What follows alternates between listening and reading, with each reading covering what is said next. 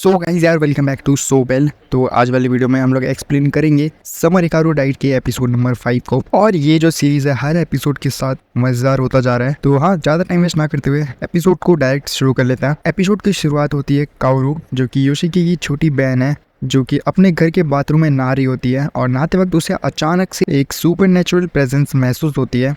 जब वो भागने की कोशिश करती है तब उसे दिखता है कि बालों का एक भयानक गुच्छा दरवाजे पर फैल रहा है और उसका रास्ता बंद कर रखा है। सीन शिफ्ट होता है स्कूल की तरफ, जहाँ कुकिंग क्लास के दौरान योशिकी कच्चे चिकन को देखते हुए कंपेयर करता है उस एहसास से जो उसने फेक हिकारू के शरीर के अंदर हाथ डालते वक्त महसूस किया था। हिकारू ये सुनकर हंसता है, लेकिन मजाक में पूछता है, क्या तुम ट्राई करना चाहोगे? बाद में योशिकी फिर से उस नकली हिकारू के अंदर हाथ डालने की कोशिश करते हैं। पहले तो सब ठीक लगता है, लेकिन थोड़ी देर में उसे घबराहट होने लगती है। हिकारू से कहता है कि उसने बस हल्का हाथ पकड़ा था, लेकिन योशिकी को ऐसा लगा जैसे वो फिर से उसके पूरे शरीर पर कब्जा करने लगा हो। फिर भी योशिकी हिकारू की बातों पर थोड़ा विश्वास बनाता है।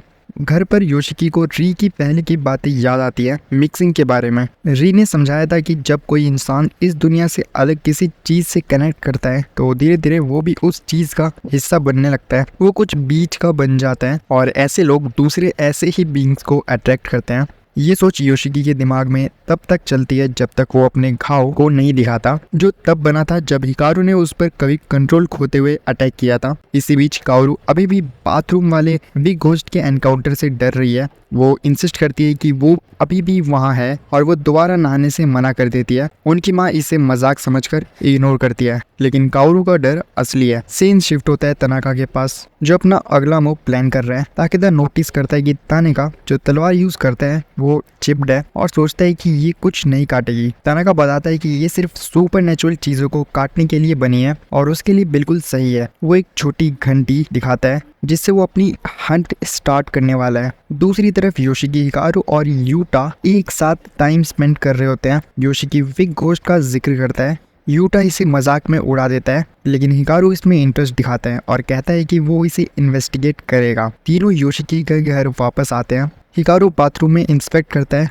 और कंफर्म करता है कि वहाँ कुछ है। वो बताता है कि इम्प्योरिटीज अक्सर इंसानों के पास अपीयर होती है। हिकारू ये भी कहता है कि वो ऐसे क्रिएचर्स को अक्सर एनकाउंटर करता है, लेकिन समझ नहीं पा रहा है कि ये योशिकी को क्यों टारगेट कर रहे हैं। हिकारू बाथरूम में अकेला घुस जाता है और प्लान करता है कि वो बिग घोस्ट को क्रश करके खा लेगा, जैसे उसने पहले फॉरेस्ट रेल वाले क्रिएचर के साथ किया था। वो नहीं चाहता कि कोई और योशिकी को हाथ लगाए।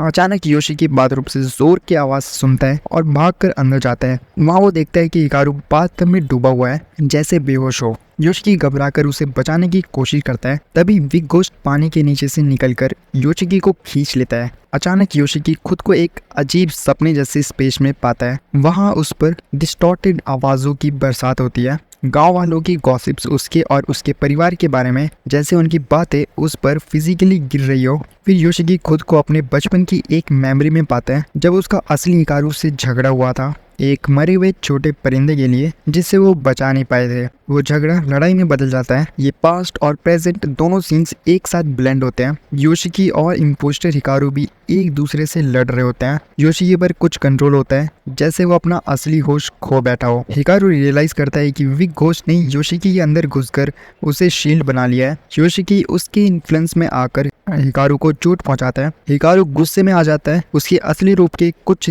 हिस्सा बाहर निकलता है और बिग घोस्ट को योशिकी के शरीर से बाहर धकेल देते हैं। योशिकी होश में आता है, उसे नहीं पता कि क्या हुआ। बिग घोस्ट भाग निकलता है। बाद में योशिकी माफी मांगता है। हिकारू कहता है कि योशिकी का रेजिस्टेंस वीक है, लेकिन उसने थोड़ा सा भी रेजिस्ट किया, जिसकी वजह से हिकारू बिग घोस्ट को बाहर निकाल पाया। हिकारू भी माफी मांगता है कि वो इसे खत्म नहीं कर पाया। योशिकी सोचने लगता है, अगर एक दिन हिकारू के अंदर का मॉन्स्टर उसकी फैमिली पर हमला करे तो वो क्या करेगा। लेकिन हिकारू अपने सिली एंटिक से योशिकी का मूड हल्का कर देता है। एपिसोड एंड होता है इस उम्मीद पर कि अगर सब ऐसे ही चलता रहा तो शायद हिकारू के अंदर का बीइंग एक नॉर्मल इंसान की तरह जिंदगी जी पाएगा। फिर इसके बाद पोस्ट क्रेडिट सीन में हम देखते हैं तनाका और ताकेदा एक छोटे श्राइन पर जाते हैं।